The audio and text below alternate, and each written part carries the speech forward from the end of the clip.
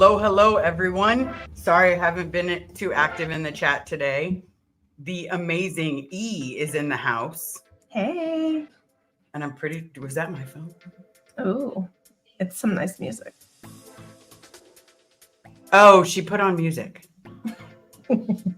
She likes messing with me, I swear. Betsy, or let's say hi to everybody. And that way I can grab it. The amazing Jamie Palmer. Hi, everyone. And Liz, how's it going? It is going, you're about to find out. Joni Cummings, welcome. Thank you so very much for coming. The amazing Retired Red. Betsy, I got the other package. Oh, where is it? I got it. Hold on. Here we go. But here's the best part. Hold on. Oh, you can barely see. Can you see my name? I can see it in red. Yep. That's so cute. I got that. Susan P in the house. Hey, girls. Okay. So thank you so very much, everyone, for coming.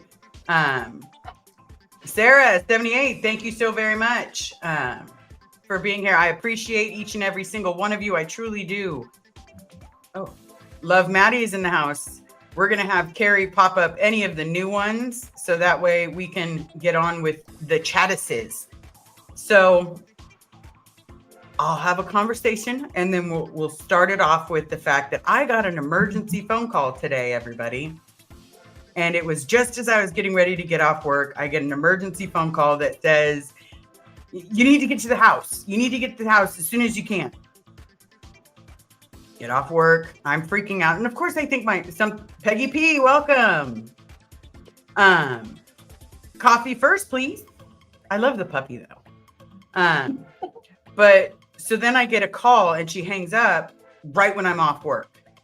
Like right when I'm off work. I then talk to you. Mm-hmm. I tried to call her back. I got a call from someone else. I tried to call her back again. Karine. Hi, lovely. Just support as always from Brazil. Thank you so very much. How cool. Brazil. I know, right? Exotic and far away. That sounds like a fun trip. It matches the music. It does. So I'm immediately thinking there's something wrong with my dog. Oh my God. I'm going to walk in and my puppy's going to be gone and I'm going to be devastated and I'm going to be like, I'm done. I need some stress leave or something. No, I'm going to resuscitate my puppy or something. I walk in and the first words out of her mouth were, can you get the beer out of my car? And you got some mail.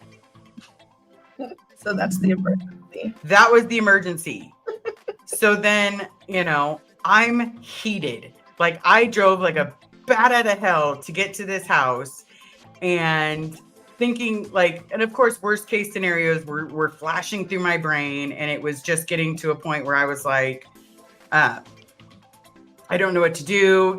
What am I going to do if that happens? Sorry, I'm turning off all my volumes because the music in the background's getting me. And then she tells me, and then I had a conversation with Comcast and you had to move out because the Comcast wasn't working. I was like, Sandy, that's not why I moved out. Like that's why my office is somewhere else now, but it's not why I moved out. Like we don't get along. Like it's different.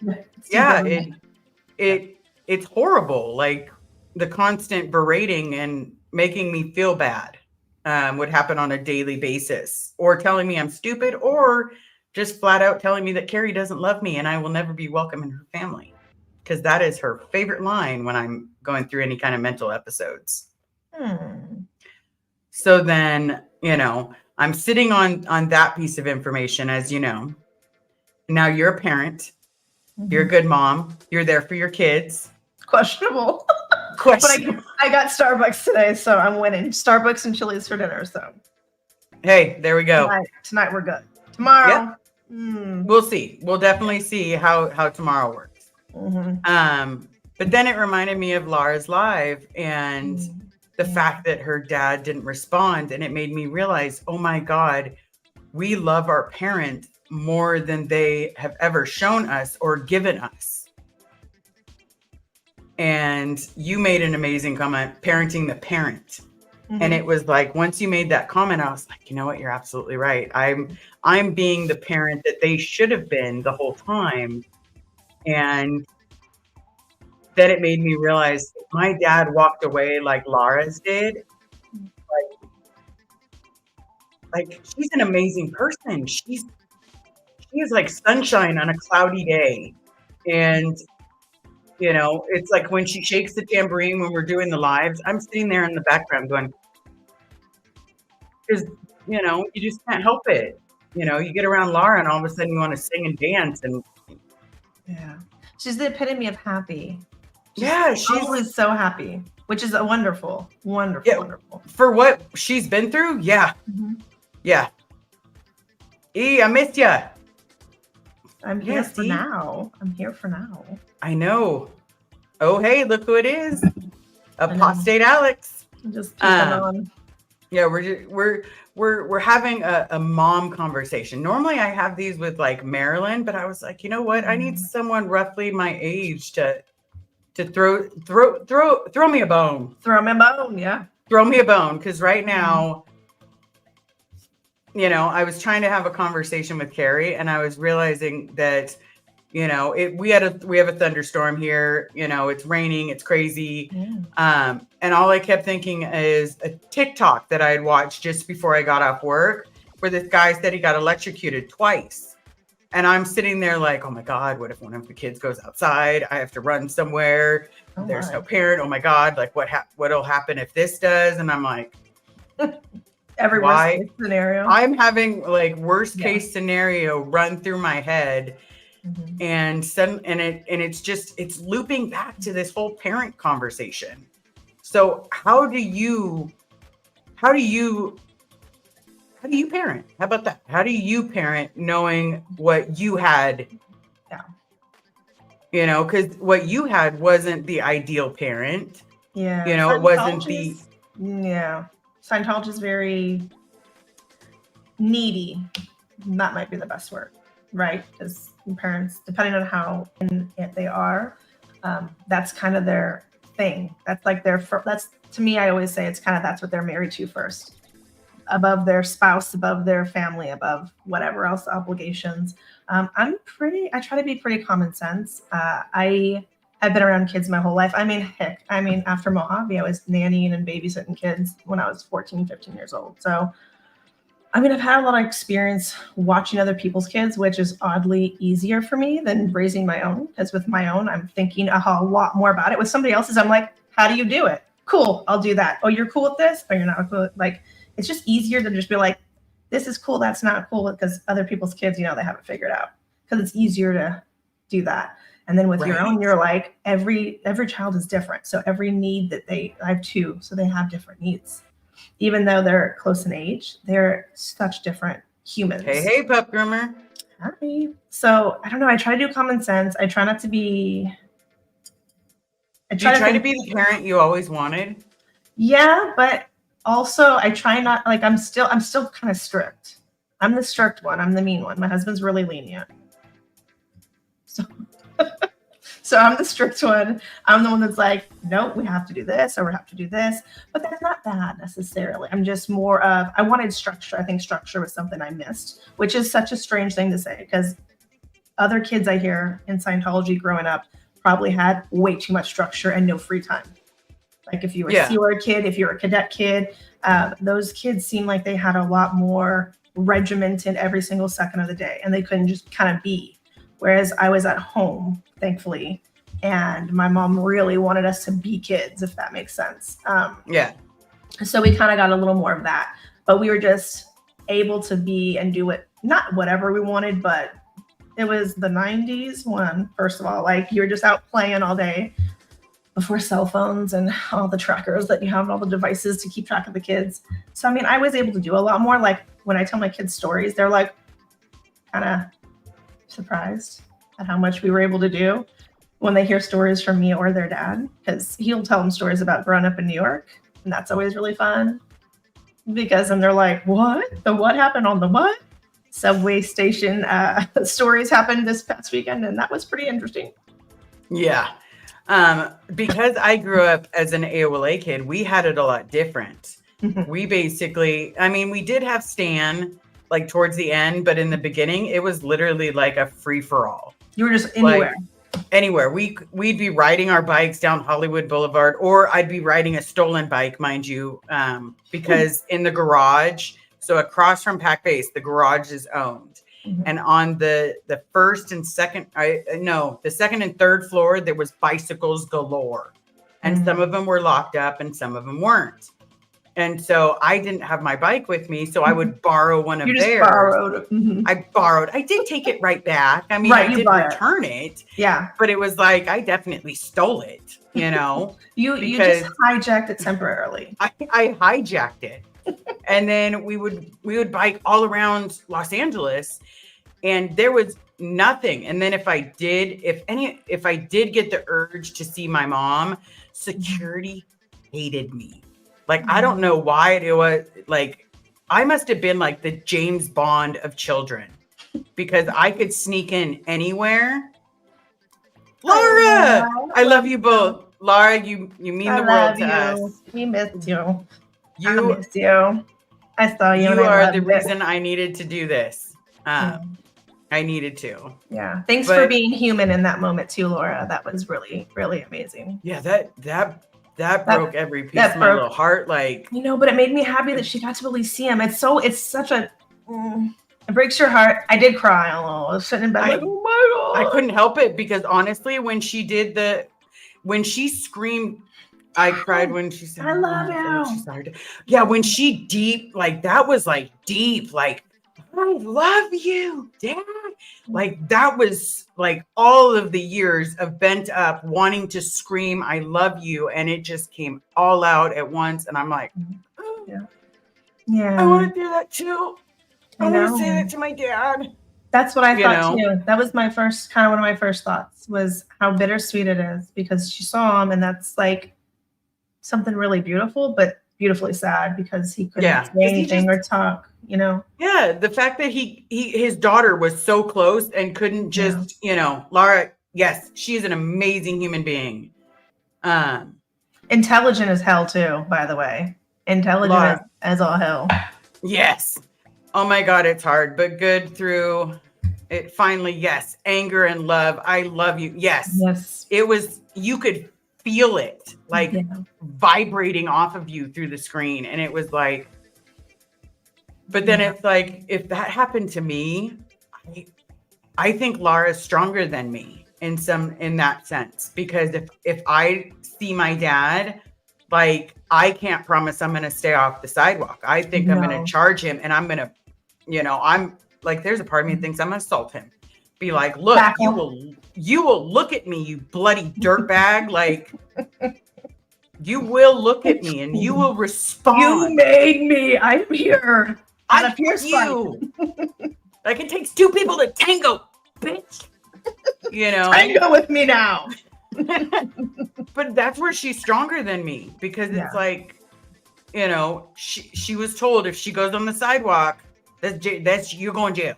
You're going jail. But then it's like, Yeah. How many times do you get to be that close to your parent? Yeah. I mean, I'm sure that's the part that gets me. It's like, how many times are you going to get that opportunity to be that close? Yeah. And then it just, it's just one of those things where it's like, if that role was reversed, Jen, I felt that all the way from Minnesota. Yes. She rocked it. But I think I don't know what I would do, to be completely honest. Would I freeze? I was just saying, because you might freeze, because it's like, I might totally freeze and just be like, like, that's my dad. Right. Like, you can't say it until, like, totally understand. Thank God so many people now have seen his face that they could be like, hey, that's Robert Ferris. Yeah. But then I'm like, man, I know how to play baseball, buddy. Can I just throw something at you? And then it's me being that way. Yeah, like, would I be immature? That's where I think she's got one up on me, because she maintained her composure in that moment. For a lack of better term, she, it's that whole TR that she maintained it while he could not even stand and look at her and have a conversation. Whose tiaras were in there? But I wonder, I know he had to have heard her, so I'm sure that at least his heart heard that. And I don't care about the people that don't want them to see each other. I know that he received and felt that love. If we could feel he it had to have felt from, it. Right, from just watching, I'm sure he knew too. So, you know, and it makes me wonder, did he go back to his room and did he really, like, I bet you that, like, broke his heart. Hurt every inch of his heart. Yeah. Because it hurt mine. It literally, like, if I could have flown back to LA, if I could have, you know, like when you're wishing for a superpower, I wish I was super lesbian in that moment. So I can just be like, you know, and yeah, you know, be like, you will look at your daughter. Yeah. Hard. But then, you know, who knows what torturous things that he's had to go through. And I was just going to say, because that's always the sad part about it is we're living our own life on our own terms, not having anything or anybody controlling us, you know, so it's not going to be able to be used against us. So it's beautiful that at least the world can see that a lot of the people born in that don't accept it and don't agree with it and don't practice it are still sitting there waiting to love their parents. Liz, that's always been how I have known you. You've always come across with compassion and empathy and a longing to have your father back in your life, which is a testament to us being humans and reclaiming our fucking lives. So that's a beautiful thing to me, because having feelings was not a big thing. Yeah, you had that luxury. Right. Yeah. Which, Jen, I'll get you the cape. No, for me, honestly, if one more person said to me, Liz, get your TRs in, or the one that she favored, which was, I'll give you a better reason to cry. You know, oh, you gave me a good one. I promise, you gave me a good one. Yeah, TRs going in right now. Yeah, no more. Yeah, no more. You know, and you just suck it up and all that stuff, and it's like I know that I've recently woke up, but now I'm wondering, am I begging for, that was very powerful, Laura. I'm sure he felt it. Yes. If we felt it the way that we did, that had to knock him. Because you know what, Lara, you're missing out on an amazing daughter. Right. Amazing daughter. Mm-hmm. And like, I'm grateful to have met her. Like, when I first met her, she scared me a little bit because she's so powerful that she is. But then I love that about her. Right? That's once what I love know about her and all of the things about her, I was like, she really is a rock star. She carries herself like a rock star. She literally encompasses like energy wrapped around her in a smile. Yeah. And then she still sits and goes, I am me. And yeah. And I'm jealous for that, because there's times that I feel like I'm not.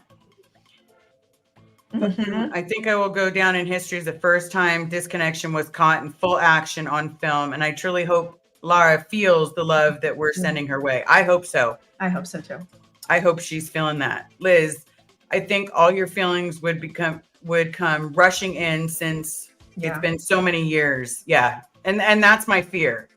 It's just too much at once to even process. It just is. Yeah, it's so much at once that it's like, you know, and I know Lara just said stop. But Lara, you blow me away every day. You absolutely do. You're a badass girl. Right? Like, I applaud you. Lou is in the house. Love your heart. But it just makes me wonder, because I always promised that I would be the parent. I was going to be the opposite of what my parent was. Lara, you're an amazing human being. You're so strong. We know I heard you. Love you. Yeah, I agree. Yeah, I agree. Absolutely. I agree. And all you can do is plant those seeds at the time, right? You can plant those seeds. You can tell him I love you. You can let him feel it, let him see it. Again, even if he had to disconnect, there's no way he doesn't know that you're an amazing person. Yeah. Absolutely. He's asking about my opossum. My opossum's good. I feed wildlife, y'all. That's right. I did see that. Like you have a bloody possum. Well, Like, it's not mine. I wish. I really do wish. But you said stop, not pineapple. What? No, pineapple's the safe word in here. Like if someone feels bullied. I think she's saying like she just said stop, not that she's feeling. Oh, okay. Yeah, I think. I think she's yelling through the door. Mm-hmm. I think it's all good. All's good. Yeah.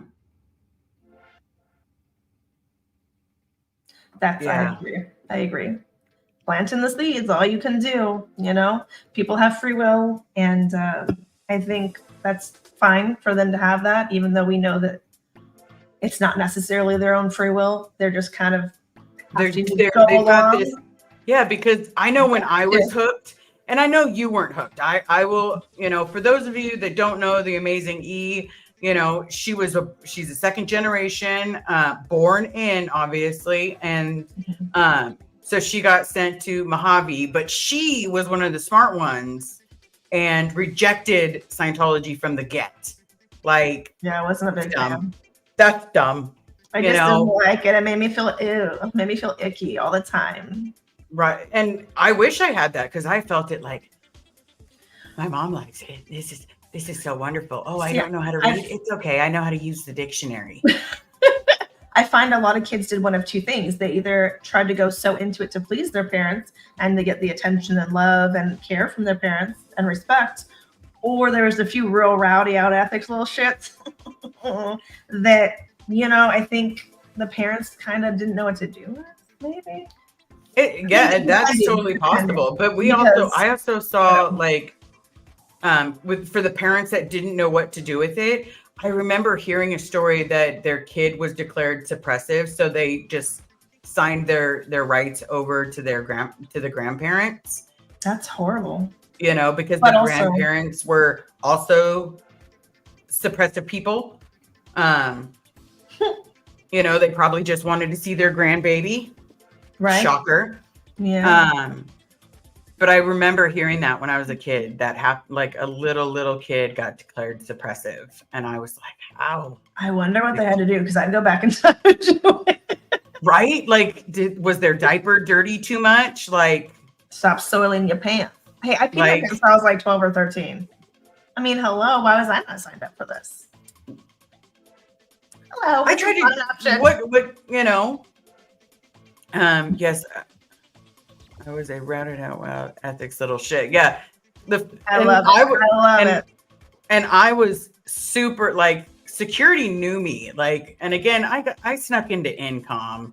And for those of you that don't know Incom, it's more of that, the computer area, the typist area. This is the secret area that goes on to special projects. Oh, aren't you just so special? Oh, we need so do. Yeah. And I thought, I was like, well, hey, my mom's office is in there. Like, I don't give a duty what you do. My mom's in there. Right. I just need my mom. And then I would go sneak in and go see my mom. And, and then all of a sudden security's like, breach. Just my mom. Yeah, right. Like, so it's like, and then they'd sit me down and tell me, you can't be disturbing her on post. Well, 5 years old. Like, what am I supposed to do? Like, oh my gosh. So you were just rolling around at 5 years old. Yeah, we were all rolling around. My 6th birthday, my birthday party was held inside Incom. For any ex-Sea Org members or anybody that was in Incom with Sandra Ferris, yeah, my 6th birthday was held inside Incom. Balloons, a cake that my mom had made, and like a couple of toys. Like, that was my 6th birthday. And I thought that was normal because my next birthday was in AOLA. So I'm like, you're like, I'm moving on up. Yeah, I literally thought that was a normal thing to have your birthday with your parents. And then I hear some of the other kids like Lara, who got to see her mom and dad, on the weekend occasionally because she was at the ranch. And then it was like, yeah, there's definitely a plethora of experiences of how parents were able to parent depending on their jobs, their titles, if they were working in or out, Yeah, what base they were at, how secretive was this base, but then what their job title was. It was really high clearance stuff that they weren't really going to see their kids because they don't want to be pulled off a post. Because that's all more important. Like, I wish I could give up I wish I could give up all of my birthdays that I had, whether in AOLA or Incom or any of those bloody buildings, if I could give Lara a birthday with her parents. Like, if she could have experienced that, even though it would have been a gold. Because it's like I hear her and she still loves him. And it's like, wait a minute, I still love my dad. And he hasn't contacted me in almost 20 years. And, they told me he was dead and he didn't reach out and tell me that was a lie. If I scream, Dad, I love you, is he going to turn around and say, I don't love you? No, I don't think so. Or is he going to ignore me and keep walking? And, how am I going to take that?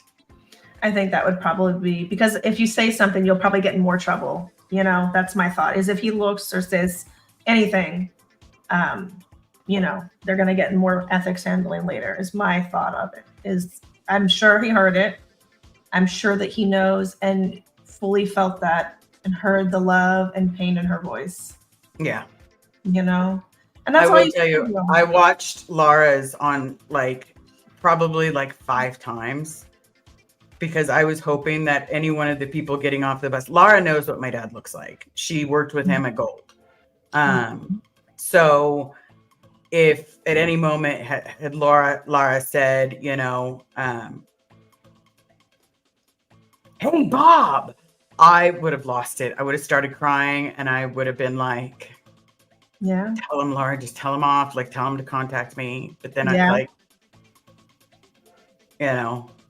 looked through that, many times, right? Because for us, though, since you didn't fall for the Sea Org or, the bullshit, if you joined the Sea Org and the shrine event happened, we were cleaning after the event all night. It didn't matter what time.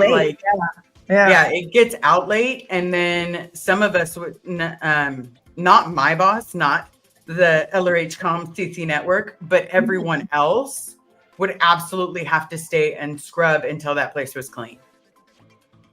So much fun clearing the planet. It was great. And then sometimes, sometimes we'd go out to IHOP if we had saved 2 paychecks, which, now, or I would treat someone that was that hung out with me because I had a credit card, but I was always scared to tell everybody that I had a credit card that my family was still paying. So at the same time, it was sparingly use this, not often, just here and there. Yeah, because as soon as someone in Div 2 finds out that you have a credit card, it's on Donkey Kong. You don't want to buy this. You don't want to buy this book. You don't want to buy this course. I know that you have the smallest room imaginable and you're sharing it with 6 other women, but you know that you need to get all the volumes. You can stack it under your bunk bed. Right? Where am I going to put it? Or they would constantly under the bunk bed. We have new jewelry that represents Scientology. Why don't you have the jewelry? And I'm like, Lord. No, thank you. Because I'm not a jewelry girl. I'm not here for it. I'm not. I wear the wedding ring, and then I wear my Nana's St. Christopher, and nothing was coming before me in the St. Christopher.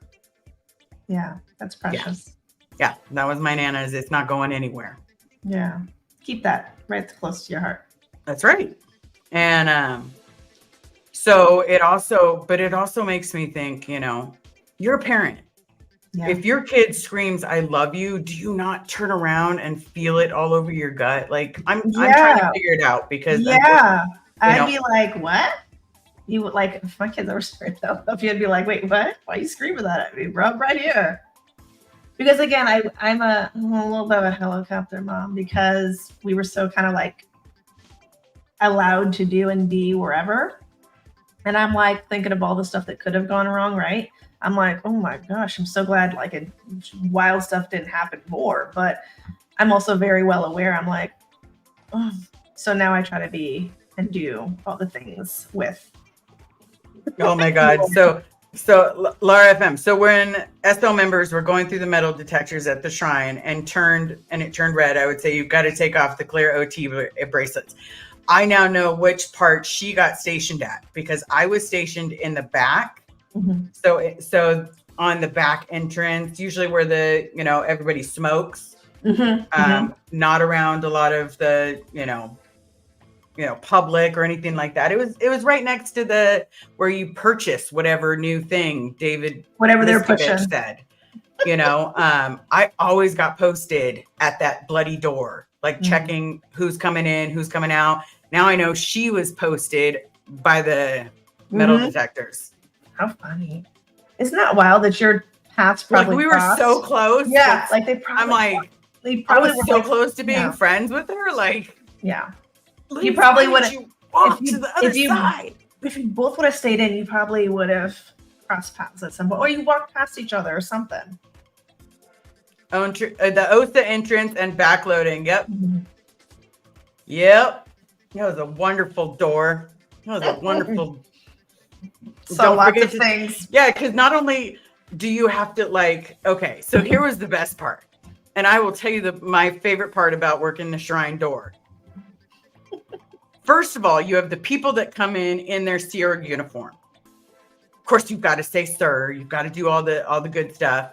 Yep. But then some of them would not be in their Sea Org uniform and would be like, excuse me, you have not said hello. And I'm like, I haven't even let you inside yet, ma'am. And then I'd get in trouble for calling her ma'am because I didn't know her name. And I didn't know that she was at a higher location. And I'm you didn't know to say, sir. Yeah. You're wearing a dress. You're not a mind reader. I know, but you know what? But you're always damned if you do, damned if you don't. Yep. You should have used those mind reading powers and just figured it out. Yeah, I should have been like, oh, hold Tap on. into it. Tap into it. Yep. You're almost there. There you go. There you go. You got it. Still a woman in a dress. Well, that's true because they got to get all dressy for that. I hated events. Did you hate it? Well, when you were a kid, did you go to them like as a little kid? Yeah, of course, because my mom always had to be in her uniform. I hated them. It was 50-50 for me. All night. And the childcare was so nasty. That big old room just with some craft nasty food that after the first 20, 30 minutes, maybe an hour, most of it was picked over. And then there's flies on it. There's soiled diapers and kids screaming. Always kids with snotty noses and screaming. Okay. I was part of the group that snuck out and would go running up and down the stairs. I did that when I got a little bit older once I figured it out. But I hated it. I loved that. I absolutely loved it until security caught us. Then it was like a big thing. Yeah. We were scrubbing the floor because do you remember having to do the 10 by 10s? I don't. Tell me what that is. So a 10 by 10 is like 10 of your feet, or if it's a brick area or like a marble area, or even a tile area, you had to do 10 tiles by 10 tiles and you had to scrub them, like scrub. At the events? Yeah. If we got in trouble, yeah. Okay. I was going to say, this is maybe if you got, I remember someone bringing out a toothbrush or something with a toothbrush. I don't remember any kind of toothbrush, but I don't know if it was just a kid that had it in his little bag or something. Because there was that big bathroom too. Yeah. Right? And it was kind of like an open bathroom, which was always also a strange thing. It's just like, what the fuck? Nah. I just think it's because again, with the shrine event, it wasn't fun. No. There was no part of this that was fun, except I will tell you, when I was a kid, I loved hip hip hooray. I loved it. I was like, because you got to be loud. Well, you got to be expressive and you got to be loud. Yeah. So that's the only time you could show like true emotion, and it was like, yeah. Because I'm not saying it now. people. You don't want but to. it was like, you know, and then all of a sudden it was like, you get it, you join the Sea Org and you're doing the, yeah, and you're realizing, oh my God, like, this is not so fun. this is not fun. I remember it being so fun, you know? Yeah. Well, because you got to be rowdy and loud as a kid. Because when they did cheer in the audience and the crowd, it was like, oh, so riveting, because you felt like, oh my gosh, they're doing something. They're talking about something big. And yeah, and then my mom would come and tell me, we're doing it, Elizabeth. We're clearing the planet. And I'm like, cool. Okay. Yeah. Yeah. There's a lot of flies in here. Can we go? Like, I'm hungry. Like, I really want some food. This fucking sucks. You know? Yeah, I have time to watch the same freaking movies on repeat in here. Right. These kids keep screaming, it smells like piss. Let me out of here. See, the piss never bothered me. It was when it smelled like poo. When someone would go by the bathroom and you knew they still smelled of poo, and I would just it's the smell. I don't know what it is. It's the smell for me. We're laughing now because it was gross and nasty. But as a mom, that's so gross. Like, if you ever had your kids in a daycare or anybody's at any care facility or place and they had soiled diapers, no, immediately no. Immediately no. Right? Like, as a mom, no. What do you mean? Like, that would never fly. Like, no. That's just you're not one of those moms that are going to leave your kid to sleep on a cot for days at the sitters or at the no. I don't. Okay, I don't even really trust people with my kids now. Same. I'm not a very trusting person. I'm glad that me and Carrie are on the same page as Mama, because no. Like, since my mom passed, that was the only person that I trusted. But I could also tell her, I'm like, if you do any of that Scientology bullshit with my kids, I will fuck you up and you will never see them again. That is how I talk to my mom. I know people won't like that, but that is how I told her. I was like, if you do any of that bullshit, any of it. I didn't trust my mom with a kid. See, my mom did like caretaking in Scientology. So you at least knew that she was good. She would listen to what I would say. Like, she did. I did not trust my mom. I'll be honest. Like, that makes sense though, because your mom was probably a lot more in it. Like, my mom was in the Sea Org for a little bit, and then when she left, I think, that woman still she definitely still had the remnants when I was a kid. I mean, she used to call people degraded when I was a kid, and that's hence the name degraded daughters. That's why I came up with that. Is because that was a term that I heard my mom use when we were living in LA, and she would say that to people that were homeless or strung out on drugs. And of course, that's a very Scientology view to have. And when I was a teenager, like maybe 13, 14, 15, I was like, you know what an asshole you were? Do you remember saying this? And she'd be like, no. And I was like, you were a real asshole, dude. Like, that's real judgmental shit. And she was so upset that she said it because she didn't even remember. Because in her head, she would never say that now. Yeah, so the further out, it's like the less of that remnants of that judgmental shit, you know, they had. My mom would constantly tell me, similar to yours, like, your mom said degraded. And sorry for interrupting. Or DB. DB was usually what we heard. Degraded being. DB. My mom would constantly say, oh my God, there's so many suppressive people here. That's kind of fun. I like that. You go to the fair, fair with your family, and the first words out of her mouth are, God, there's a lot of suppressive people here, and they're listening to shit music. I'm like, you know, and then my mom's like the biggest like bigot you've ever met, and you're just like, Mom, like, weird. Why do they only gotta be why do we only have to why? You know? No, no, Mom, no. I need you to stop. I need you to break it down. I need you to be less serious. Tone it down. Right. Bring it down a couple notches. The judgmental shit. Right. When you were at AOLA, there wasn't a lot of, you know, other races or colors, but there is in real life.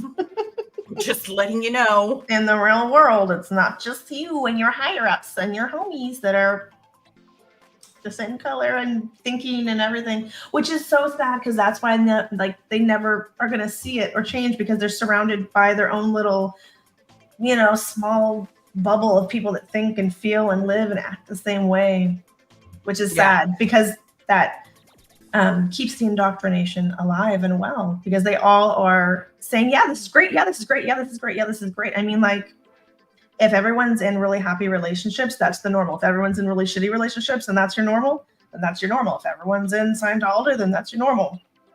Absolutely. I mean, it's a small bubble. I'm nice, but trust is earned over time when you really earn it. It's time restarts for me. Yeah. Yeah, I'm very similar. I am, when you break it. I'm very similar. But I trust very easily. I absolutely trust so easily. And then, I used to be that person that was constantly like, oh, okay, here's one more chance. Here's one more chance. Here's one more chance. Yeah. And then it finally got to a point where I was just, you break it and I can't give you another chance. You're like, I just need to step away from this for a while. I can't. And I cherish people that can, but it's like, it depends how bad that break was. Yeah. How deep was the wound? Like, if that wound goes deep. Yeah, it's hard. It is definitely hard. I would have to agree. I mean, I think even the people that are able to rebuild, I don't know that it's ever necessarily the same again. But maybe that's just me. Yeah, so Inappropriate does it the same way. Once they burn it, she won't rebuild it. Okay. Yeah, because I got burned a lot. And I thought the burning would stop, Yeah. When you get older, there has to be a time when you're when the burning stops. You have to put yourself first and you have to stop giving people multiple chances to do the same thing. Yeah. If they're manipulating me or my friends, you done again. Sorry, not sorry. Absolutely. Oh my God. Yeah. Oh my God. Yes. That's true. Yes. And I think that's why some of us like to stick up and be there for each other when we're going through hardships. Because one, we understand it. And two, it's easier for us to feel like it's horrible when it's happening to somebody else because we're used to whatever has happened to us in our life, whether it's from friends or parents or whatever, Yeah. Right? It's like you can compartmentalize your own stuff sometimes to an extent, but it's almost, it almost feels like it's important to do what is healthy in relationships and people. Yeah, absolutely. And you know what? And I'm sometimes good at it and I'm sometimes bad at it. Yeah. But for me, it's like, as I get older, I'm like, who has the time? I don't have it. I don't have it in me to continue with someone who could potentially hurt me. Right. But here I am, we talk about parents and I know, I was just saying, it's kind of hard. Me so many times. Yeah. And here I am still loving you. Right. So maybe, that speaks to the bond that humans have. I mean, there is a bond, even if it's not, and sometimes depending on the relationship, obviously, if it's not healthy at all, sometimes you just have to love them and not love them and have a relationship. Right? You just because I'll never wish so well on anyone. Right. You just wish them well from your own safe space. And maybe you hear something, maybe you don't. Depends on obviously it's different. If you had siblings and they were still in and maybe they would talk to you, that'd be different than not having any siblings that, that's different. There's different layers to it. But sometimes the safest, healthiest thing we can do for ourselves is just to, wish people well, love them from afar and just let them go on their way.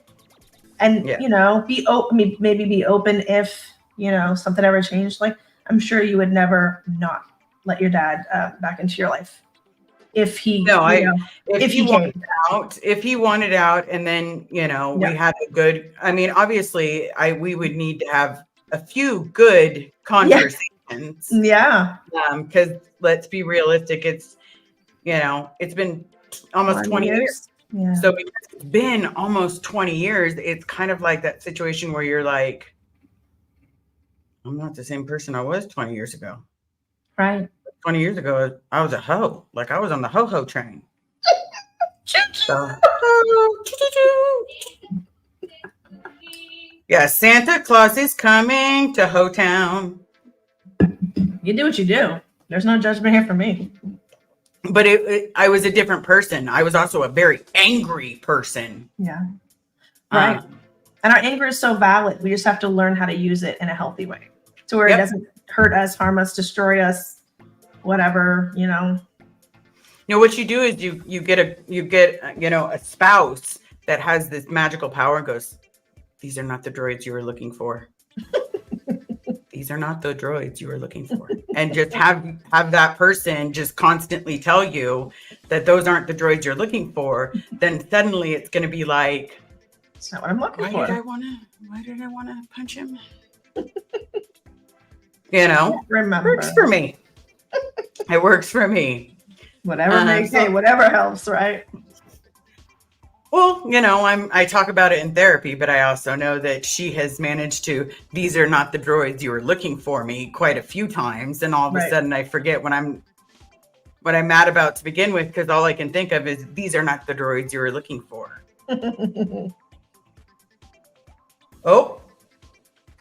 Oh, Lara. Lara. Don't threaten me with a good time. Don't tease us with that. I haven't talked to my little lovely Laura in a hot minute. It's like she just tried to tease us with a good time. Don't. I can't believe it's 6 days till Christmas as well. Oh my God, it makes me want to throw up because I'm I know. I'm not ready. I'm not ready at all. On that, no. Like I'm just not ready for Christmas. As a mom, I'm definitely not looking forward to that. Okay, come on. That's like Laura's over here really tempting us. I know, right? Go to that messenger, baby. Bam. You're here multitasking. With a good time. I'm like, I know. Has any of the friends called you to apologize for their actions? From people from the past? Oh. Wow. No, from people that I've walked away from, including, you know, any recents or any previous ones. No. That's it. But I also don't give a big opening, you know? Yeah. That's true. And people say I'm scary, I guess, but you know, unfortunately, I don't think I am. I think I'm pretty nice. But I will say, you know, I'm definitely not Osa. You know, because you can't be. Hold on, let me surprise everybody. You can't be the. Uh-oh. The gay. It matches your seat. So cool. Where'd you get it? I got it from an amazing person that makes t-shirts, Kendall. Oh, super cool. I like it. Right? And I need to ask her if I can, you know, put out one of like her.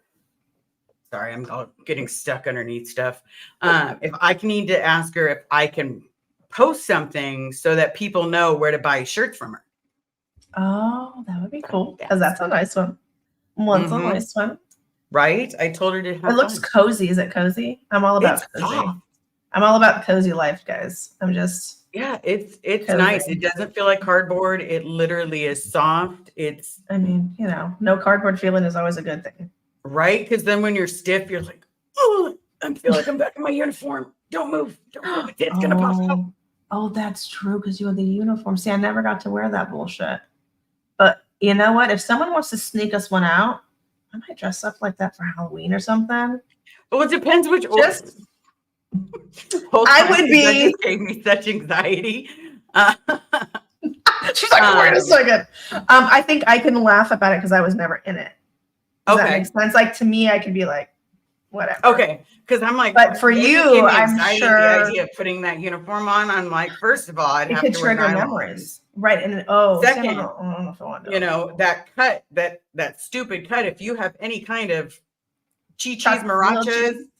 If you have some out 2D titties, you will not fit well in it. Is that what you're saying? Yeah, you won't. Now, if you're CMO, okay, so again, I'm the gay. And I was the gay back then, but I just kept it to myself. Mm-hmm. I never saw any CMO girls because their uniforms were form fitting, Mm-hmm. like everywhere. So shit when you're the gay. I never saw one CMO girl that was heavy chested, like heavy chested. Interesting. Like Just they didn't work they well. all had a particular very cylindrical build. Because I was like, oh man, when I was first believing and I was in the Sea Org and doing a great job before I got put on decks,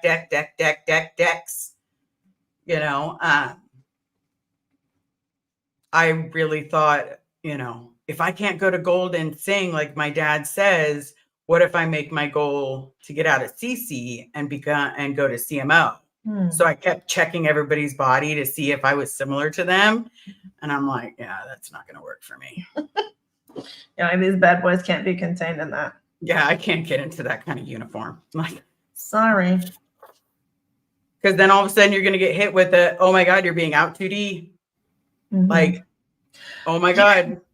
Yeah. Don't you wish we could just go back? Like, I feel like for the amount of bullshit that they said we were out 2D for, which was not anything even bad, I kind of am just like, man, I should have just gone back and just like done something real wild. Right? Like, I mean, we got in trouble for it anyway.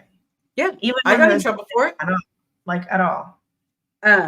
Our shower stopped working suddenly. It went from like medium heat to like absolute scalding heat.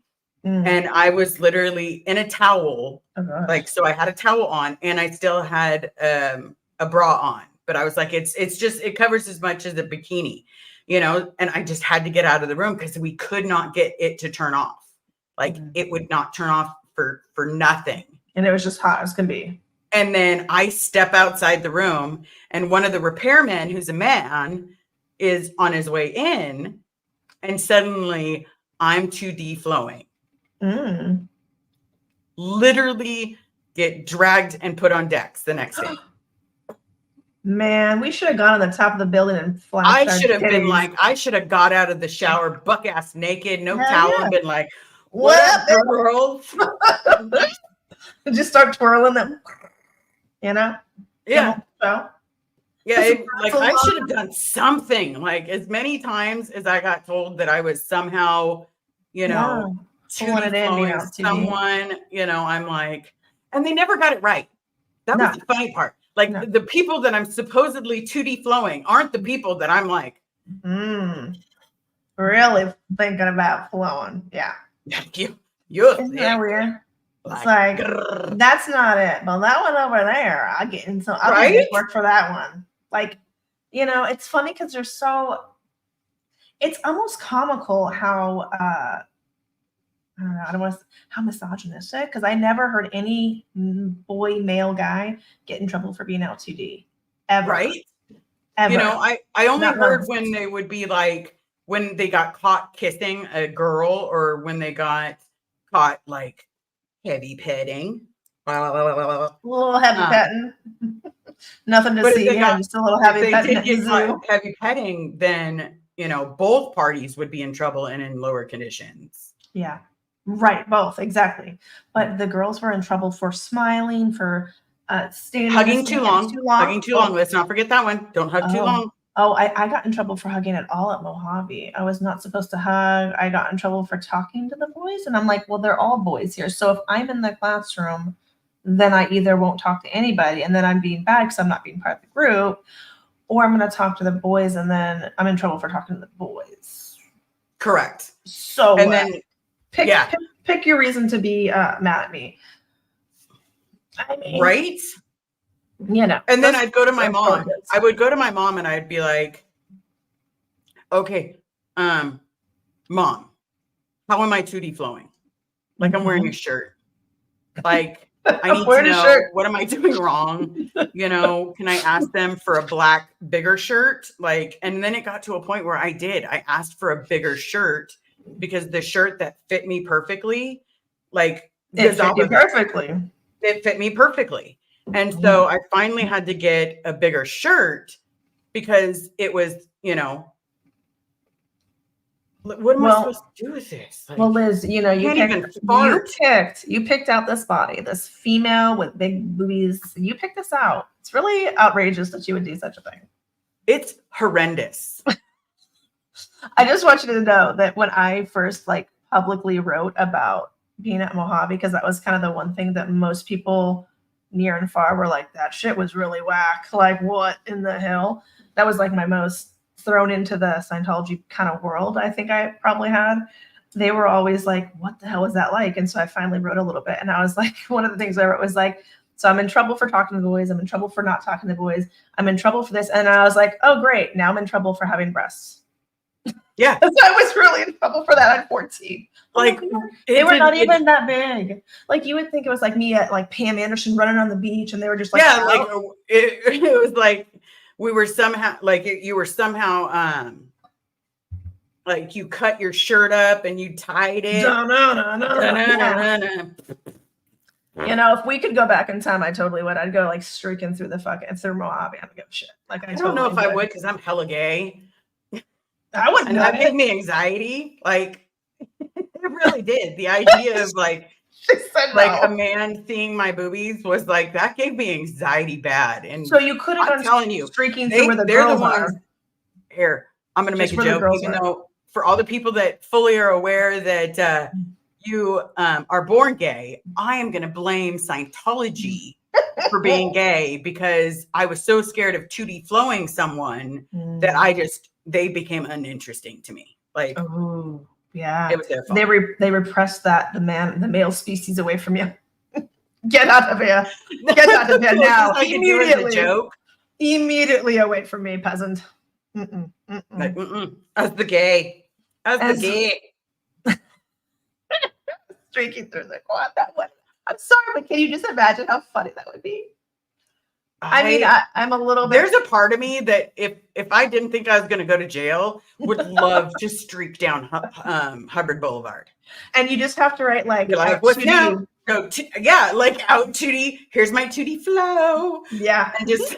I think it would be so much fun. Just so I could be like, look, I am making up for lost time. Right. Every time you put me on decks, and every time. This is our therapy. This is our therapy. It's therapeutic benefits, guys. I don't make the rules. It just is. Speaking of therapy and therapists, I heard blowjobs, sex, and everything in therapy, and I was like, I should jump in right now. Right fucking now. Would you go streaking down? Just be like, yeah, 2D? Like, that would be amazing. I mean, I pretty much do that whenever chance I can anyway. Reclaim your shit, right? I'm trying to let people know it doesn't take a proud SP to run down the sidewalks naked if it's allowed. Trust. Yeah, if it was allowed. Yeah, if I did not think I would go to jail and become Bertha's bitch, I would honestly go do it, or have to report on a Megan's list, just so I could be like, this was what 2D flowing is. Yeah, bitches. This is me doing it. This is me reclaiming my shit. I've got boobs. So what? You never had to scrub. Oh, for charity. They can't arrest us. They wouldn't. I was gonna say they can't arrest us if it's for charity, right? There's so many things. There's so many laws. No, because there's still Megan's law. Yeah, I don't think you can go run around naked unless it's like private property. Wait a minute. Are you saying Megan's law like my law? Lara Megan Anderson's law? Great. Rock that shit out. She said this is gonna work in my benefit. I don't care it just says Megan's law. It does not say. It doesn't say it. That could be my law. I could show them my ID and say, my name is Lara Megan Anderson. Thank you. Bye. This law was for me, and this was for me to do this. Tell me that this law is not for me. This is for my childhood self. Okay? This is for little Megan. Yeah. This is for little Megan. She needs this. Damn it. Yeah. Get your ethics in. Yeah, really. And I want to see your TRs. Oh my God. And I could write on my butt cheeks. Get your TRs in. True. What are you looking at? Perv. Get your Okay, TRs what out. are they talking about? I mean, obviously we know the ins and out of TRs in and out, but like, okay, this is so stupid, and we don't need to go down a long road here. But why is it TRs in? When they always talk about I'm stimulated. Oh, you keyed me in, and then they say, they say get your your TRs are out. But if you're destimulated, that means you're extroverted. You're You're out. outward. So they L. Ron Hubbard, wrong Con Hubbard, fucked all that shit up. Damn right. Put some respect on that con man's grave. Oh my God! If you could Add to the if list. someone could remember Add and write down exactly what Lara just said, and then we got to figure out a way to put that on a T-shirt. Long Kong Dong Hung. No, don't give him that kind of credit. I don't think he was packing nothing. Oh, whatever Laura said, it was Cons, something only that was cons. dong in it or whatever. No, I just said Con. L. Con Hubbard and L. Wrong Hubbard. Yeah. L. Con Yes. Hubbard, L. Wrong Yeah. Hubbard, L. Fuck Hubbard. Damn That's right. Damn right. I think we should So write some this- TRs on him. That's what I was saying, and I was yelling this at the shrine along with like when they were going through the metal I detectors. so loved watching you. I loved watching I just you forget that I love that you were watching, Liz. Both of you. Like I love that you guys were watching because I do forget because my adrenaline is rushing. You're so in the moment. And also, I wasn't prepared for any of that. Okay. I was just going there with my friend Jen, who inspired me to go because she was there to go with me. And I was like, fine, I'll do it since I do want to do this. And if somebody else is going to go with me, then I'm definitely going to do it. So she made me do it. Not maybe. She went with me. She was like, I'm down. I was like, hey, I was planning on going to this thing and meeting up with Streets LA and see, I've never officially met him, but I've been watching his channel forever, and then she's just like, okay, I'm down. I'll be. And so I'm like, oh shit, now it's like official. I'm going now. And that was it. And I I made a joke to Jen in the car on the way down. And I said, Jen, there's a freaking chance that I need to be prepared that I might see my mom. Yeah. That's all I said. Like, I was like, so if that happens, I did tell her I'm going to, obviously when I see her, I'm going to probably shout out a few things to her. And I don't even know. I was just like, and I just kind of thought I probably won't see her, and I thought I was going to see everybody else from Gold but her because she's going to already have been in there early and because her job is so preoccupied by this event, which obviously it was. And so, the last thing was to see my dad, and that shit was just crazy. But I mean, you were talking like if you saw Bob Ferris, it would put you in shock, Liz. You immediately go in shock. You're like, hey, that's my dad. I think I would be. That's my dad. And people are shocked hearing when I was saying it. Even Jacob was like, wait, that's your dad? Like you can hear him being like, oh my God, hurry up, film. And then Louis Repetto was like, hurry, go, film him, And all that support was all of like the magic. I mean, Liz, it's got to be stuck in my dad's head, that shout, that angry love shout. It's got to be in there. It's got to be him, even if he's saying what, I can't believe my daughter's gone so off the rails. She was freaking picketing outside the event. But he is going to remember that, Dad, I love you. Yeah. Like a crazy girl. And that was my adrenaline and PTSD and everything else going through. And then also trying to behave and not go on the sidewalk and don't get arrested because I want to stay. And then thinking like, are you guys watching? This is my dad. This is a real thing. Like, I'm like, and then not realizing this actually fucking just happened. Like, that's crazy. Yeah. This happened right now while I'm protesting. This is so crazy. Yeah. The seeds you plant. That's all you can have done. Anyways, no, but you're saying what is a parent for? You answer me that, guys. Liz, I'm here to be answered the question. I think we've honestly, when it comes to like what is a parent for us, I can't even name what it is. Because I don't understand the relationship I have with my mom. And I obviously am working on getting back a relationship with my dad, but I still love them both. I love them. But I can't remember them loving me. What do you mean? Like, you don't remember? I mean, you could be totally just valid on that. But I do remember my mom would send me like, the Tuesday, Wednesday underwear, clean, white, brand new shirts that I could wear for my uniform. little snacks and like, oh, she needs more. And she would say, I need more havingness, things like this. So then I'd be like, fine, I need havingness. I'm low havingness. And sometimes they would say I would steal because I had low havingness. So they were like, okay, we need to give her things that she wants so she doesn't have to steal. And I was like, or just pay me my $7 pay, and then I wouldn't have to steal from the canteen or Barbara Tompkins quarters from her cigarette change. Like, you know what I mean? Anywho, so like for me, we had different ones. This is sadly what's probably kept me fucking screaming at my dad on my protest down the street. Like my dad would make funny jokes with me about music and the radio, and we'd have games, and he would make fun of my mom being so serious. And so there's all these little things that had nothing to do with Scientology or necessarily. That had nothing to do with even them manipulating me, because a lot of that happened a lot. So like, and so I remember those moments, and I'm like, I'm sure there's moments that sadly Scientology can't fucking deprogram. And that's why I was kind of yelling those last words. Like, if my dad is in the lowest position of the organization right now, like bringing the back pans from the event, the New Year's event, and he thinks he's doing such a great job, I mean, then my reaction and what I did was pretty outstanding for him, for that to get stuck in his head. That's all I need, is for something like that to get stuck in his head, because Scientology is sticking shit in his head constantly. Yeah. And we can't take that out, because that's constantly, even him not looking at me as being stuck in his head program, where he's like, I can't look. I can't. And I take it as heartbreak. Of course I do, because I just imagine that a father's love for their child, no matter what, and vice versa, the daughter and father would just naturally, life, God, universe would be stronger, right? So I go in with that reaction. And when I go in with things with love and care and empathy and honesty, and even if it sucks, always works out the best for the whole situation, not just for myself. I agree. Even if you don't hear anything about it now, I guarantee you that was planting a seed. I mean, all he had to do was just hear it. Even if he couldn't really look at you. Hey, you plant a seed, a seed will grow. Sorry, Lara.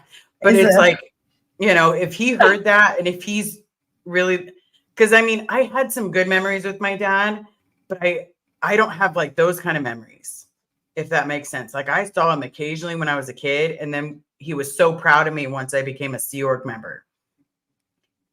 And then I remember him telling me all the time that he loved me once I became a Sea Org member. You earned that love from that respect. Like I got the same thing.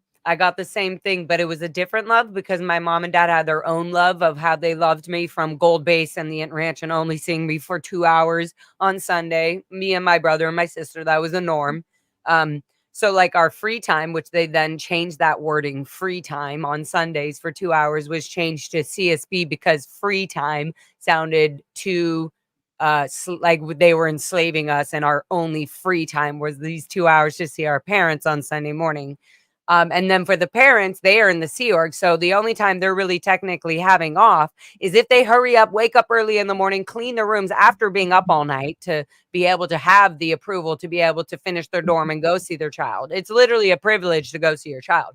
So the parent is literally cleaning whatever they can, doing their crew staff quarters, or whatever the fuck it is, whatever they call the policy letters, CSP, and they're cleaning, and they get an inspection, and they pass, and they get on the one bus run that goes from the Vista Gardens or the Hacienda or the Kirby. It goes to each one first and picks up all the parents, so our stories are different, but I still even feel for my mom to catch that run and for my dad to catch that bus. They loved me. Like, there's some way, even if they were coming to get my ethics in, because apparently I was being fucking spanked that whole week from doing so many out ethics things, they were still like, okay, well, I'm going to talk to my dad. I'm going to talk to my daughter. Let me talk to her. I think I can get her, we would have.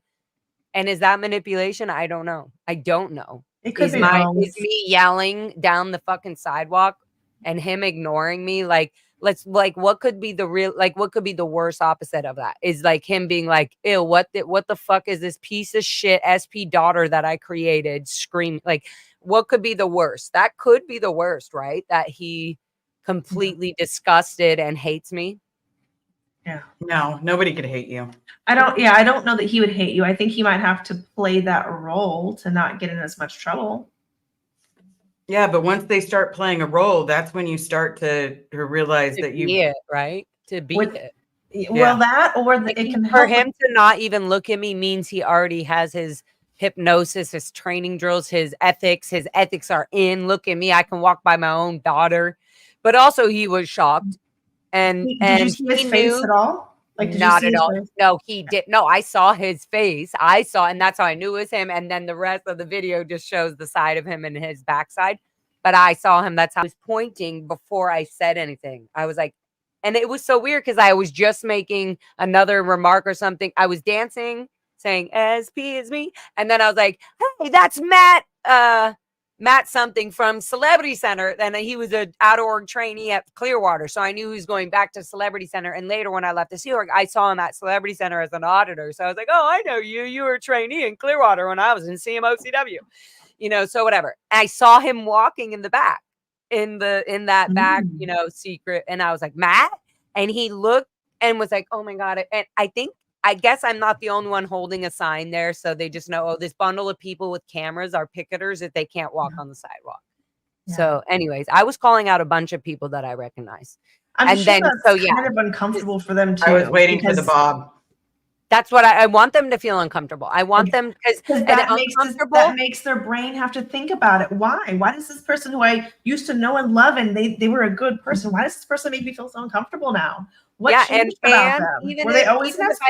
Like totally they think all that. And the then cognitive dissonance has to really work hard. Totally. And they have to go to bed and not think.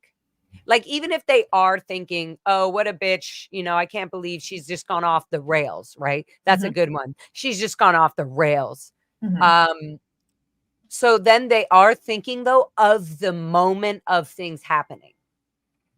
So they are thinking like Eve Butterworth or whatever her new name is now, and Matt and my father, for sure, are definitely now thinking when they go to sleep and they're like, oh, okay, that was a great day.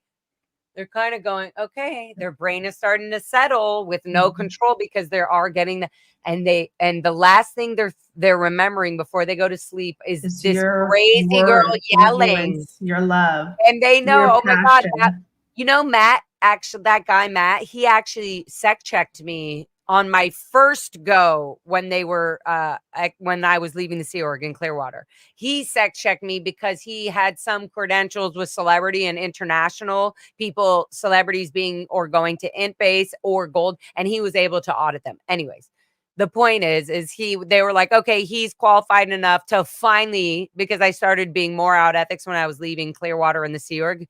I was just kind of being like, if you guys aren't going to get me on the sec check route out, then I'll just be out ethics and show like everybody. You're kind of, and you're just going to teach me to become a suppressive, and I'll just deal with it once I get out of the Sea Org. You know, I'll deal with my E steps. Like I can't, and to be a suppressive in the Sea Org, that's like insane. That's like, that is the biggest, you're like, whoa, I can't believe that's even being mentioned around me. That quote suppressive person, you know? Anywho, wow, I'm going on a whole thing, but it all makes sense when you're standing there at the shrine. And I said this in my stream, even with Aaron and on my channel, I used to go and be backstage. I used to set up for the whole stage and be a helper as a cadet for the gold base and for, you know, being a privileged in ethics cadet that was able to work hard and help the gold base get the event stage set up. Or later on in my career, as I told you, when I went to Clearwater and I was during the Lisa McPherson case, they had to be in Clearwater for like 6 months. During that time, there's events. So they're doing the events at the Eckert Hall or whatever, Ruth Eckert Hall. And I was word clearing EDN, Guillaume Lesève, because David Miscavige was yelling at him in front of people saying, how ridiculous are you? You can't even speak correctly at an international event. And he was making fun of him for his language from where he's from. But Edian, sadly, is very intelligent, and he knew exactly what he was saying. He was just saying some words differently, and David Miscavige was annoyed by it because he's a fucking racist, narcissist, egotistical piece of crap. I second that. Yeah, you're like, on that note. On that note, fuck him. Fuck him. Absolutely. Anyways, Let me grab the super chat real quick. Okay. Yeah. I'm a lot faster than Liz. See, Liz? Which is great because I love being on chats with Liz because Liz can bring up things and then I'm like, oh yeah, I have to knock it. So super pup. You are so amazing despite your experience and lack of parenting. You're the most thoughtful, loving beings I've ever encountered. Well, thank you. And thank you so much for the super chat. I didn't want you to think that we missed it. I just wanted to let Lara finish. Yeah. Thank you, super pup. That was sweet. That was sweet. But yeah, I still think there's a part of me that would quiver. Probably. That's so there might be, I mean, I don't know. I think a lot of people could have had panic attacks, could have jumped on the sidewalk, could have jumped on their father and then been told, oh, that was a assault. Yeah. Like what other options were there? Yeah. It was witness me. I'm here. Like, come on. Just, like besides like running in front of him and you shall not. What am I gonna hold the other side of the cart? Have a cart standoff. I should have. Anyways, no. You did. I also was trying to give him the most respect in the I was just gonna say that was up way. Yeah. It's also honestly, like he's obviously not stopping, so I'm not gonna. I wanted to be. There goes my heart again. I wanted to be nice to him and not feel like I was bombarding him. Yeah. Even though I kind of was. Because relationships are two-way and they have to be two-way. I mean, obviously he's not able to make his own choices. So that kind of hinders it. I mean, yeah. It's sad. It's sad because there's so many people. Go back to that last comment. I also, hindsight is always 2020. What would you do differently, right? You looked into the sidewalk. I did look into the permit, which they lied to us about. So look, it may seem like a small thing. Yeah, sure. Scientology had a permit, but there's precise things. There's certain streets, there's certain specific streets that are closed off and not streets. Sorry. It's certain streets that the permit is applicable for.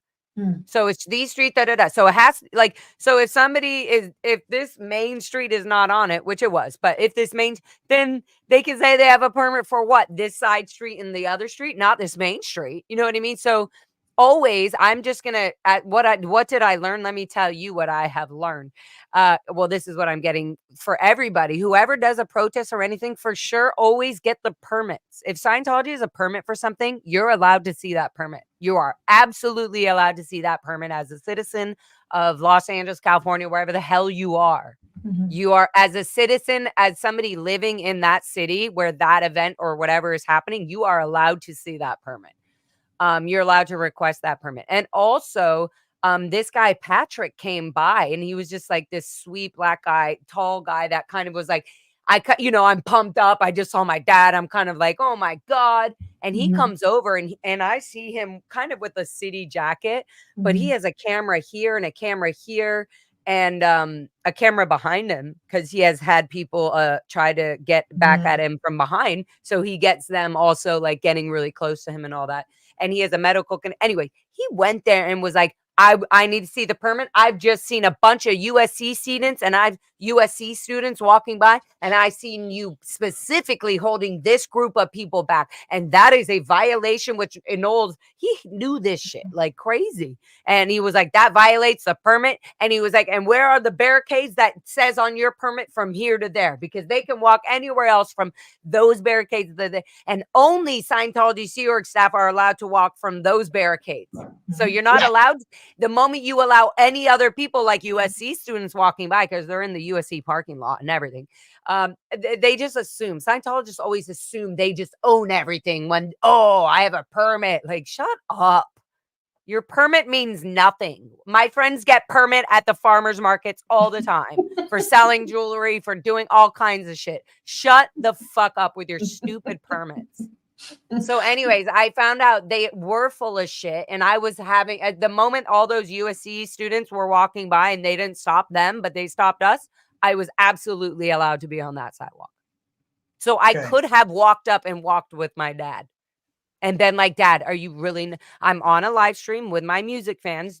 Are you going to be okay with not even just saying hi, or you're not going to, why don't you tell me you can't talk to me? You know, I could have been Yeah. something, a little more closer interaction other than having a panic attack practically. And then still like not crying. Cause I just like, I'm on the live stream. Oh my God, I'm at the shrine. What else? What if my mom still comes out, you know, like, and then having, of course, wow, I'm going on a roll again. Sorry. It's guys. okay.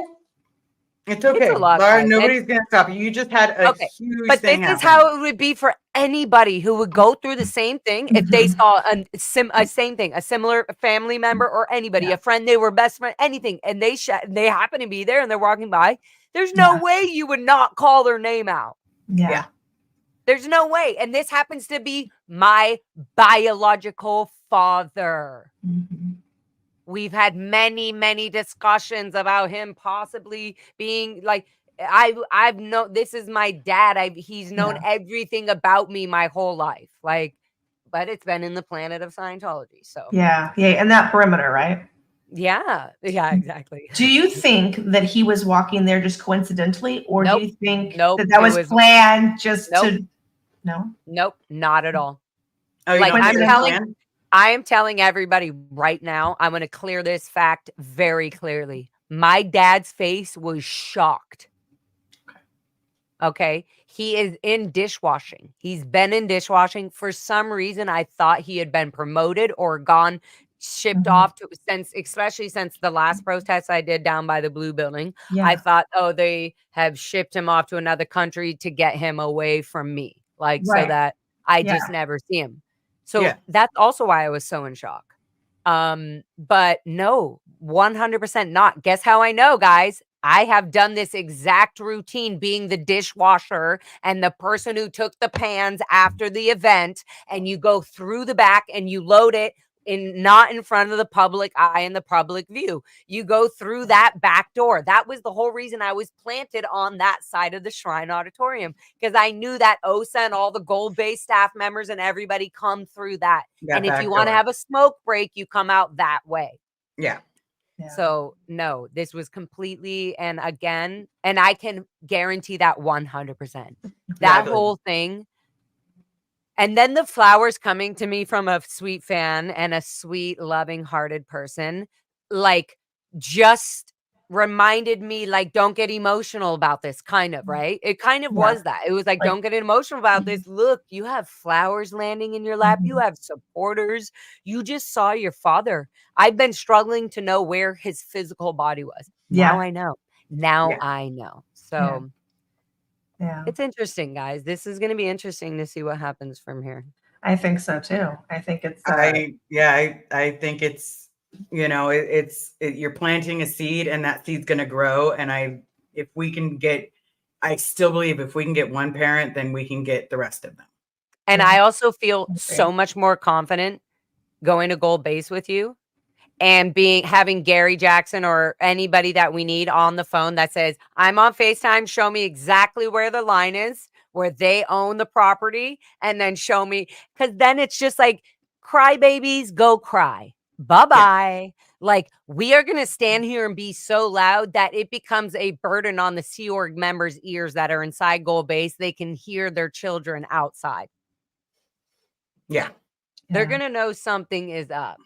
Right. And even if they don't know it right away, anyways, they're going to wonder, they're going to think, they're going to ruminate on this. This is going to be in the back of their head. And it's going to be in their hearts too. Let's be honest. And they do this thing. Even if they play the game. Exactly. They think about it and then they go, okay, well, she's out of ethics. But then they do go back. And then she was like yelling my name. But they think about it. There's a reason they're going back and not letting it go. But they're like, yeah, okay, wow. Yeah, that was pretty turbulating.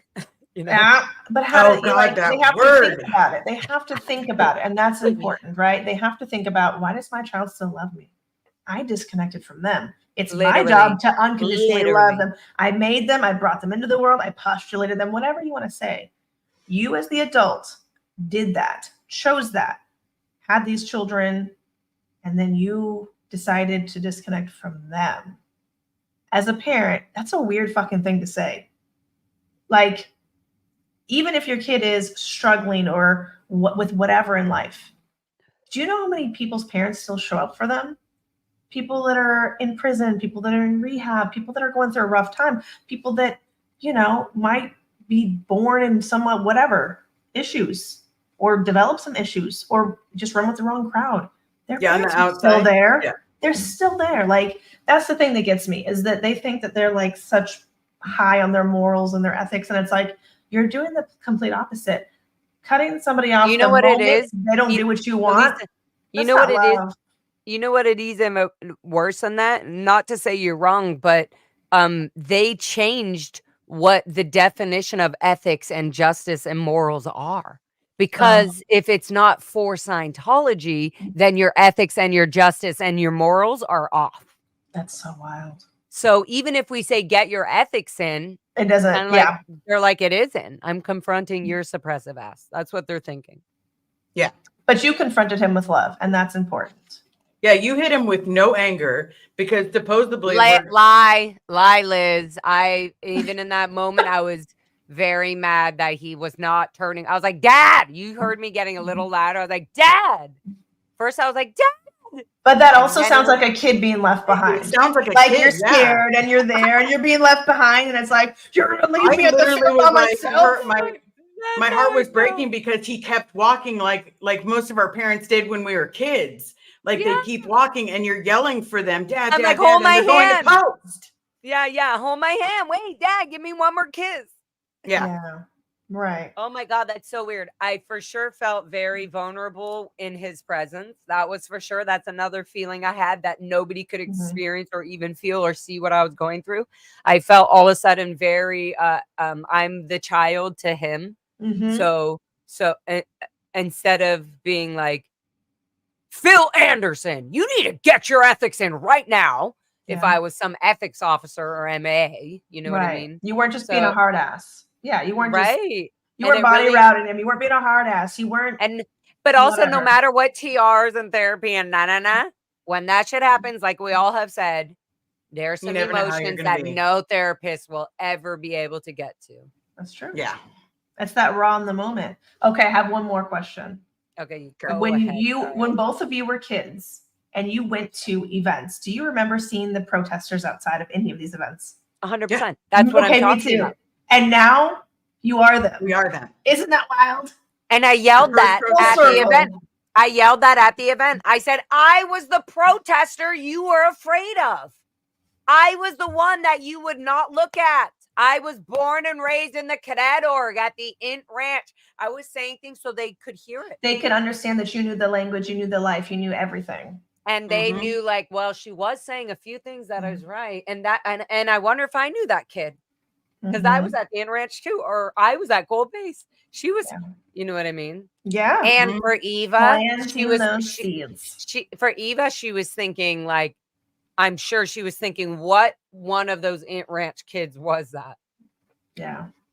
It's easy to dismiss one person. It's easy to say, oh, that person just defected. That person's just out ethics. That person's just, whatever. But when there's so many people, and I do think a lot, I'm just going to say, I think a lot of our parents probably have a lot of thoughts. And I think they're curious because as they get older, what is Scientology doing for them? That is true. They haven't cleared the planet. They're not being necessarily, taken care of. They're not able to be living a life to where they're not constantly working. I have to think that at least some of them are thinking about, like, is this right? Is this right? It might take a long time. Like my mom for years talked shit about Scientology just to me and my husband for years. Like now I would say it was deconstructing. But when she got her diagnosis, like that she was not gonna make it, then she went like nosedive back and was like, I better be good in the next life so I can pick a good body. The fuck? Well, like me and Aaron talked last night, and that was a main thing that was so deeply fucking angering to us, is that they bring up this past life and future lives. So like it disrespects and lessens the life you have that you're living. That you're literally living in the physical thing that like, all right, I physically am existing in this idea we have. So the only idea we have is this for sure. We've never really You know, yes, there's been connections of other lives and stuff, but we're not like in the generation we're in right now. There isn't proof. Maybe in 1,000 years or 100 years from now, definitely there will be like, oh my God, Liz Ferris came back as long. You know, like, but like, there's no actual hard evidence of that. You know what I mean? Correct. Obviously, all of us filming each other and chatting like we're fucking talking to the world as we are, but it's going to become a norm. This is all. You know what I mean? So like maybe that'll come up in the future, but it's just insane to me that a family member can really, okay, and I'm not even talking about the idea of being brainwashed so deeply that you believe something, but that you can't separate whatever it is that you're believing and saying, okay, whatever this is happening is I'm being separated from my daughter. We are not starting to like and love each other, and we're forgetting what we love about each other. Right. Yeah. Which is, okay. I will say, I like think it would there's be a weird lot if of people that think about that. I think yeah, there's like a if lot my of dad were parents to that have think been, that. yeah. Do you? They might not I say mean, it. They might not verbalize it. Wait, are you talking about Scientology parents, or are you talking about normal outside other parents? Probably Scientology parents. I think that they have to think about that cognitively. They have to think of how like morally superior are we if half of us are disconnected from our children that we postulated. Yeah, I'm curious. Listen, I'm a past life OT. Are you a past life something? I'm sure you are. We're also but also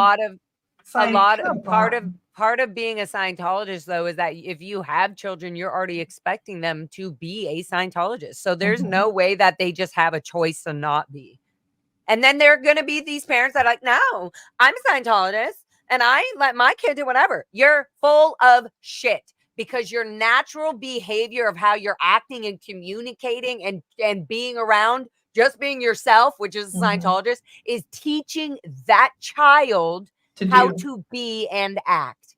So I just hate that when people are like, oh, well, like, I don't put that on my, no, you cannot be a Scientologist and not put it on the people around you and the people you care the most about. I feel like that's a new PR spin, though. Does that not seem like a new PR spin to you? Because I feel like it's a new PR spin because disconnection was getting so much heat, like publicly, just the same way that like the forced abortions were. Like at then they step back on it. At some of the organizations, they would have already been like. Definitely at gold, like you're not allowed to have a connection with anybody before you go to gold, period. So I was already used to that high standard, but that, like we say, trickles down all from executive shit and eating all the Mike hitting my wires again. I might try the Bluetooth thing. I don't know why. I just feel like so secure with my the first time, same setup since I've started my first episode. Do whatever's comfortable.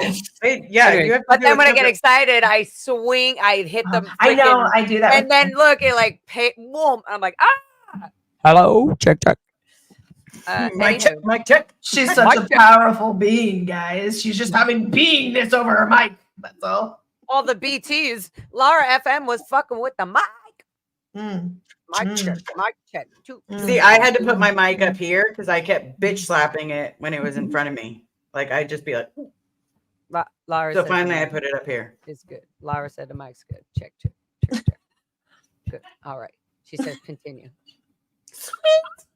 Anywho, wow, it was going on a roll, but there's so many things, guys. There's so many things that happen when you do things that give you PTSD and fear, and you walk through it. You fucking go through it. You show up. You find a friend to rely on and say, I'm actually so scared. Can you please? I'm going to pretend I'm strong, and I'm going to be strong. But if anything, just be there. Yeah. And then you realize you get there and everybody's like, I'm here for you if you need anything. You're like, oh my God, this is these people are so kind. Where have you been all my life? And then it makes you want to scream. So what I'm saying is like, make protests in your area. Go to do exactly what we're doing. Do what Will's doing. William, I already call him Will. Will, my friend Will, Streets LA. Will, my buddy Will. He just does it like he's my buddy. Yeah, he's like, hey, nah, it's a call. Nah. Like he just makes it casual. He's like, nah. He's like, the garbage can's right there. There you go. Yeah, there you go. There you go. Put it in there. And he goes right to Angel, like, oh, that pisses you off, huh? He's like, nah, see, it's a lot easier for me to do what I'm doing than what you're doing. Yeah. I love how he just putting these things, because eventually we'll see 5 years from now, 3 years from now, maybe these people are not in this. I just want it in my lifetime. And it makes lifetime. Yeah, That's and it's so making that cool. wheel spin faster to get Scientology expelled. So Yep. Yeah. it's pretty crazy. Well, it started I heard it, what happened in Germany, how Germany has declared it. If I remember right, they declared it not a religion, a cult, or something like that in Germany. Yeah. I read If we something can- like that a while ago. Yeah. No, it Yeah. 100% is Yeah. guys, this isn't the Your right Judy setting. flowing. Wait, sorry. Oh, was my boobs Your in the way? chitties were coming into the screen. Shake, Wait. shake them. Shake my Shake wait, your L2D titties, please. Okay, guys, let's do a quick mic checks just so I know for my whole stream career. There's only 3 settings on this microphone. The one that I've been using this whole time for you guys right now. Does this sound good? Has it been sounding good? It must. Otherwise, you could have. It's Okay. great. So there's this setting, or can we just test this? So this is setting Test it. 1. We'll call this setting 1. Hi, Marilyn. Okay, setting 1. And okay. All right. This is what I've been having. All right. This is setting 2. Here we go. Setting 2. How does this sound? Ooh, I saw you're you guys loud. jump back. Okay, Yeah, and it's then here's intense. setting. And okay, so now here is setting 3. Setting 3. Oh, that What kind of do we sounded like? sexy. Say What that do we again. wait? Setting 3. Setting 3.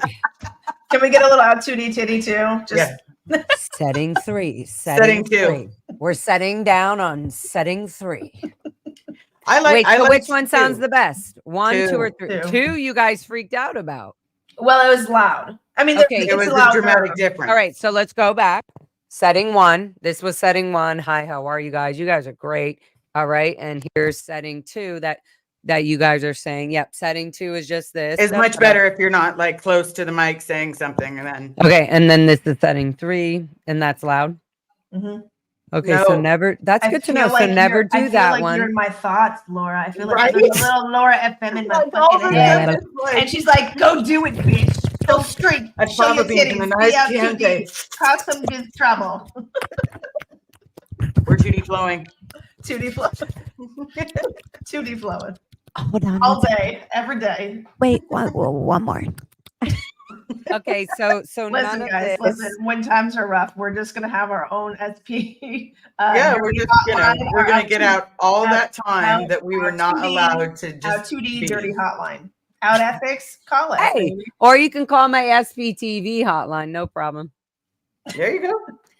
We're gonna get some strange calls coming. No, trust me, I will block you so fast. That's not what that line's for.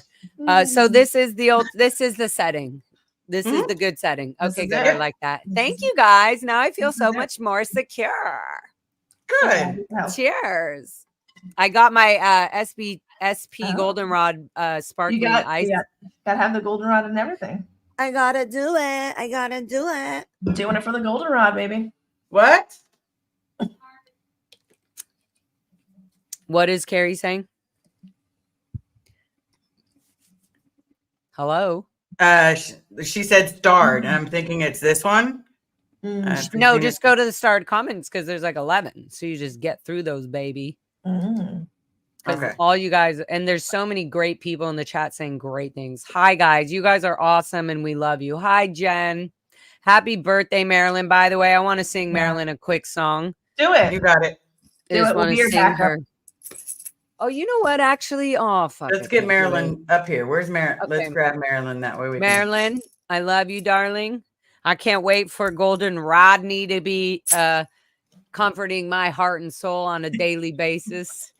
That will be very great. But until then, I can't wait to meet you and come hang out and camp at your house someday and make music with your family. And anyway, so all together, you guys can sing with me, Liz. And if you guys are in the chat, sing out loud. This is for Marilyn. We'll just do the American happy way of singing happy birthday. But I just want her to know we all love her and somebody's singing it for her if they haven't already. Damn right. I did. All right. Un, dos. Happy Happy birthday birthday to you. Happy birthday to you. We can't all sing it together. You're fucking me up. You guys mute yourselves. I'm Okay. gonna restart. This sucks. Marilyn, restarting. Okay. Okay, So hold on. I'm muting. you all y'all gotta mute yourselves. Voices, but it's because they have good voices. It's just it all intercepts. Okay, Marilyn, here you go. We love you so much. 1, 2, 3. Happy birthday to you, Marilyn. Happy birthday to you, Marilyn.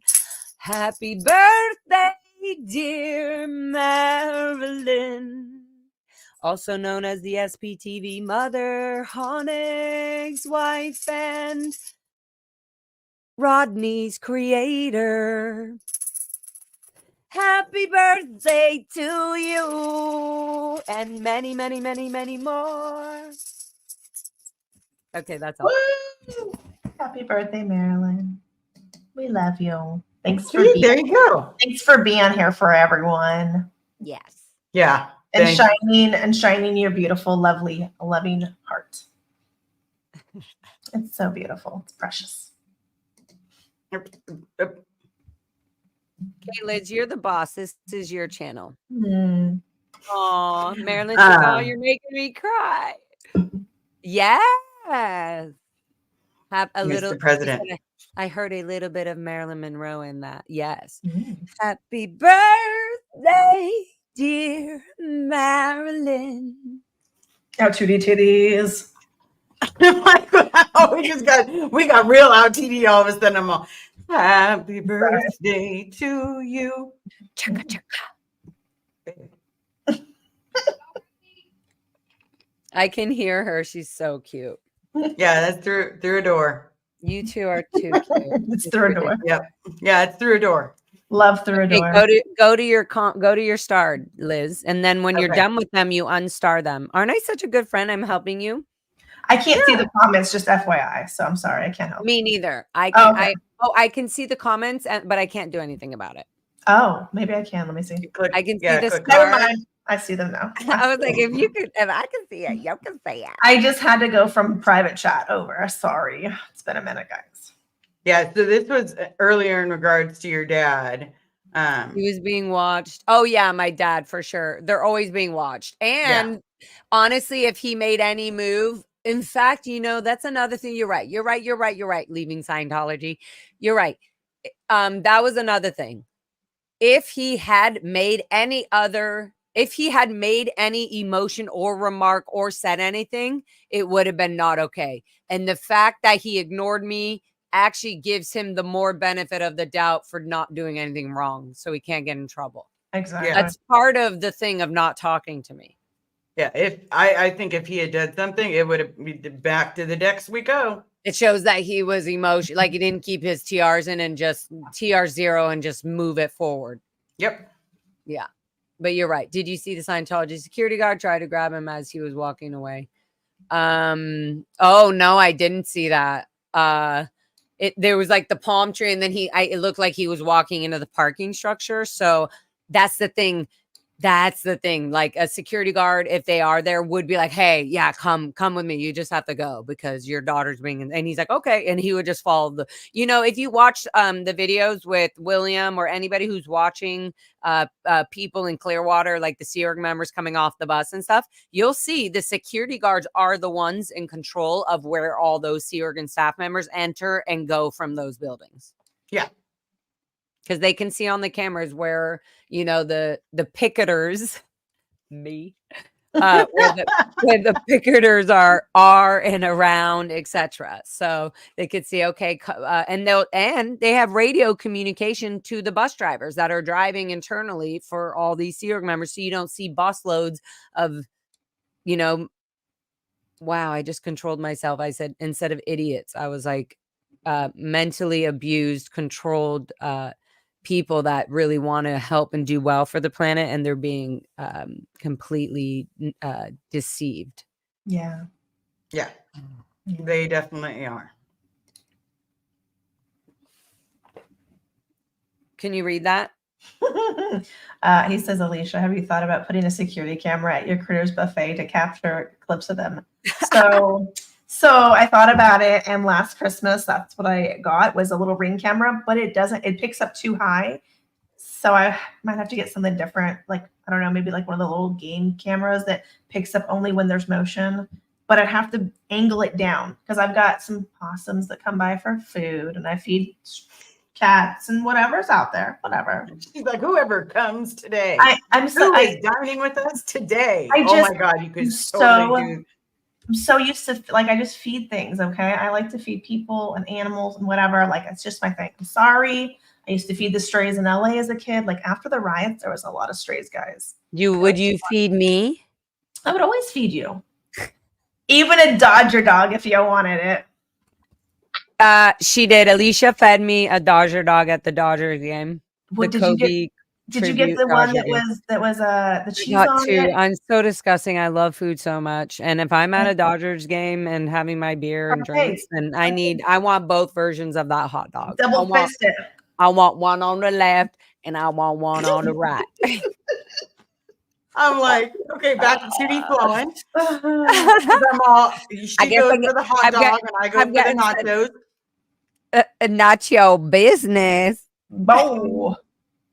She's getting saucy tonight, guys. I know. It's because whatever Liz is going on with them nachos is nacho business. And it's too hot and dirty and spicy to be talked about on the SBTV streams. Maybe that's the after party where you make some, like, oh my God, Liz is gonna do a members only. That's what I was gonna say. Members only. $100. $100. It's $100 a week for Liz's okay, I gotta members add something. Only. So I heard that the OnlyFans was just like if a girl has an OnlyFans, she's showing her TTs and her vajayjay all the time, and I'm like, no. You can show your toes, isn't it, for feet? Oh, and then there's feet people. It's just there's like where you have to step on stuff. Liz, you can have an OnlyFans that you you can have anything in your OnlyFans. You can add anything. You can have even a column that's like my feet for you weird horny feet people. Yeah, like. And there's nothing crazy. You don't have to be totally slutty or anything. Trust me. I mean, he's like, I make pancakes and everybody loves it. I mean, I think you can. Oh, pizza dough. She's dealing again because I know you guys can hear her. Guys, the way I was gonna tell Alicia, I've been working on some new cameras, so I might send you the extra ones that didn't quite work for my angles in the kitchen. Making that pizza dough. She's just working it. No, I'm making that dough. I'm making that pasta latte. dough. Listen, I just think you got to keep it fun. I asked my boss the other day if she wanted to do OnlyFans with us. She would not look at me. I was like, you want to sell some feet? You can retire early. She would not look at me. She kept walking and just shook her head. Here's the thing. I think I am going to start an OnlyFans, but I'm going to make it really cool and artsy and sweet and hot and sexy and not just. Yeah, and do whatever you want. And it's raunchy. Do it. If you want to do it. Do whatever. I mean, you'll never know unless you're an Only's fan. Unless you subscribe and pay. But it's little things that I wouldn't. It's little things like literally like that are so artful and fun to do that would be considered, probably not the first art piece I would want my father to look at if he was leaving the Sea Org. Although I don't think he'd go. So I would know that my father wouldn't know anything about OnlyFans and paying $100 to see what's on my OnlyFans. I think he'd be like, slide on that one. So I'm glad there's an option. Yep. It sort of separates things a little bit. Right. Surely you could be anonymous though. I wouldn't want to do that. I want people. You want to? Yeah. I want people to know my full and open heart and soul and body. And legs? And love. But cha-cha-cha. No, 2D titties. I think that should be a thread within your, if you do OnlyFans, out 2D titties. Because was I kidding. used to joke about we should do a photo shoot where we're like nude but covered. Yeah. Like, but then it was like out 2D and stuff. All kinds of like the stupid words that we used to hear growing up. Like If shame. we put all the words that we've ever heard, we wouldn't be out 2D anymore. Because eventually it would look like a black suit. We'd be covered. That's true. Yeah, because I know, like, I got told out ethics, 2D flowing. Wait, I don't get the joke. I don't get the black suit. Why would you be like covered every time they said, like, someone said something negative to you, you write it on you. Oh, and it would be black writing? Because there was so much of it, It would cover up the artisticness of it. Yeah. I get it. Because it was like, I remember, like, I had some good memories, but I have a lot, for some reason. You say that a lot. I have some good memories. But yeah, I do. Because, it's just sad that it's not sad. It's that you're programmed, not programmed. I'm not going to tell you how you are. I'm not going to audit your case or whatever they say. Don't invalidate a case as a pre-clears case out of session. Just invalidate them in session. Do it when they're paying for it, damn it. Yeah. That's what they're paying for. Don't do it in public. That'll make people not like Scientology. That thought right there. That thought right there. Yeah. There. Right there. There. There. Yeah. Let's talk about that. Right there. Talk about that. Okay. What now was I that? forgot what I was saying. Fuck. Sorry. Your question: does bull baiting affect you? What you can actually hear? I mean, does it register audibly in your brain? Peggy says. I mean, yeah, you're right. Sorry, Peggy P. Hi, Peggy P. I love you. Does bull baiting affect what you actually hear? It's so what is your conception or idea of hearing? Are you hearing with the brain and the ears, or just the ears and the brain? Because the brain and the mind is the thing shutting off whatever somebody's telling you. You could hear whatever they're saying. You're supposed to hear, yeah, and not care. And not even not care. You're having a whole thing happening where it looks like you're not reacting, but what you're doing is going, God, this guy is so suppressive. And, you're just you have a whole machine brainwashing in you for forever. So that's what it feels like. So for 1 billion years, at least. I would agree with your definition. For me, it was always like, build a wall, and then everything kind of like crashes on the wall, just bounces right off, and you're sitting there like, because let's not forget B-tone 40. Yeah, so wild. But yeah, everything was supposed to bounce off you like it couldn't touch you. You just shatter it, like they shatter suppression. You're just not having boundaries. It's teaching you to just not have any boundaries, and people can say and do whatever they want to. Not only boundaries, but you also don't have emotions, and you're numb Personal to emotions. Yeah, anything. Yeah. Oh, question from Lara. Lara, when you did that M7 on Guillaume, did you get the sense he actually wanted it to work? Yes. Or was it more a checkbox, let's get this done type of eye from him? No, he was like so appreciative and thank you. And I was like really giving him like care. I was like, let me teach you how to really say this word properly. Like, dissemination. He would be like, dissemination. And I would be like, okay, it's and he was like, disem. And I say, yeah, that's better. Dissemination, so it would be like that. But no, he was like, okay, great. Thank you. The power for, he would be M7ing his speech. So yeah, he was very sweet.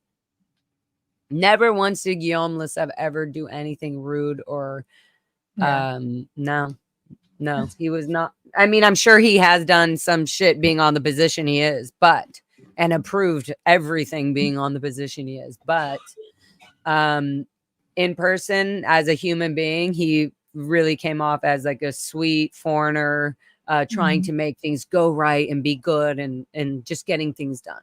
Kind of like that. That's sad. It's sad because there's so many nice, kind people that think that they're doing something good. And they're being taken advantage of and just used as a pawn, which is really sad. Yeah. Well, sad. Question, how do they justify that LRH was supposed to be back going on or around 20 years ago? Not to mention not anyone is known to have come back that anyone knows that died. Yeah. Didn't they rewrite? Yeah, I heard that. Whatever? Like Hubbard was like, I'm done with Earth. I'm gonna go do some other planet and bring Scientology there. Yeah, Target 2. Yeah. Target 2.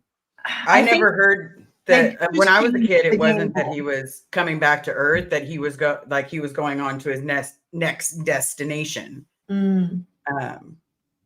So yeah, that's 86, and I thought he was coming back. Not that I personally did, but I remember like moms talking about it when they were having kids. Well, because in the Sea Org, when you sign the Sea Org contract, part of the Sea Org's whatever you call it is we come back. Yeah. So it didn't. There's never a time, a statement ever that LRH said, L. Con Hubbard said when he was coming back. Mm-hmm. He just said, I'll be back. I'm on Target 2. But why would he come back if he was expecting us to clear the planet?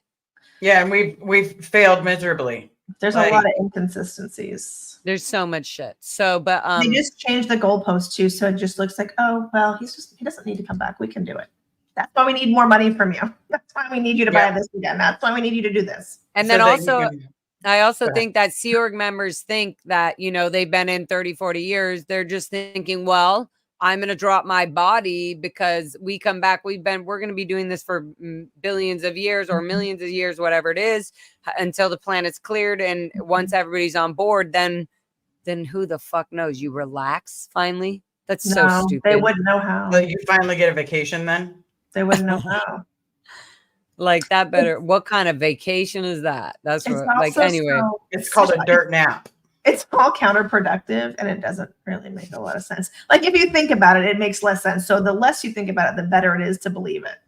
Because that's the kind of tomfoolery that it is. I can't. It's gross. It's all gross. He'd come back because he wants more messengers to slave for him. Yeah, not a good look. Yeah, that is not a sexy look at all. It's definitely high up there on like creepy white men. Like, come on. Kids run around. Somewhere. Oh my God. Tumblr. Mm-hmm. I had this made from my Maryland. Nice. I don't know. All right, so I'll grab. I don't know if I can show it. I don't know if I can show it up. I don't know. Don't want to demonetize. Oh, I don't care. I don't care at all. She said it's fine. You three are beautiful, strong, and proud of all three of you. And I'm proud of all three of you. I definitely need to get Liz, you don't say the name. Betsy Gar. I forget. Betsy Gar. You three are beautiful, strong women and proud of all three of you. Thank you, Bets. I'm proud of them too. I'm proud of you. You guys are killing it out here. Protesting in the streets, doing your lives every night. You guys are killing the game. I loved it. Like she's definitely at a protest. She's off the chain. Like seeing her live, I was like, and you don't run out of energy. I was like, I was a little trembly. I did have to take an anxiety pill, and she's like, I got this. And you had so much energy. Like it's adrenaline. But it's adrenaline and dealing with everything. You just deal with it very, very well. I also don't deal with the crap. I'm like, good, keep going, blap, blap. It probably looks why I'm like very obvious. Good. I hope I am. That's why I'm wearing a bright golden ass fucking thing that says that shit. Mm-hmm. So, and the other side of the proud SP sign says disconnection and child abuse and elderly neglect is Scientology, equals Scientology. But the proud SP is more for the Scientologists and the Sea Org members. Yeah. And then people, like there's a lot of people walking by on the sidewalks, the students and everybody that were allowed to walk on the sidewalks would walk and say, can I ask you what's SP? So that was cool. I did like how you signed the SP shirt for me, and it's called support person. Safe person. Yeah. Safe or person. support. Yeah. Like she totally changed it to safe person. And I was like, Mhm. and then it's got her little heart, and then it's got a Lara, right on my boob. Yeah. Right on the boob, on your little Right on F2D the boob. titties. You're out 2D titties. Yeah. Yes, they are. They're very much. All right, let's grab this last one. Oh, question, Lara. The other night, that gray-haired guy that kept coming over, I couldn't quite hear what he was saying. He kept walking away. Do you think he was getting frustrated? A little bit, but his job is to be in our face and to be in front of our cameras and to block, to make it look like he's dealing with us so the Sea Org members and stuff can keep going and they can keep doing what they're doing. He's not in the Sea Org. He is a public Scientologist. But he knows the drill, and he's been doing this for a while. He just reports back. He sees who's at the protests. He drops names. He does all that. He gets all information. So they definitely know that I am Phil Anderson's daughter by now. I can definitely attest to that. All right. Well, thank you so very much for being here, everyone. Thank you, Miss Lara. Thank you. E.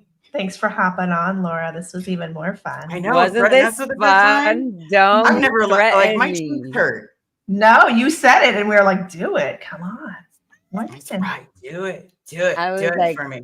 I love the sex head. Right Three now. out ethics, little girl." Yes, yes, yes. 3 out ethics. All right. Thank you so much. Please don't forget to smash the like, hit subscribe, and that is on everyone's channel. Thank you so much for being here. I love you all, and have a great night. Bye.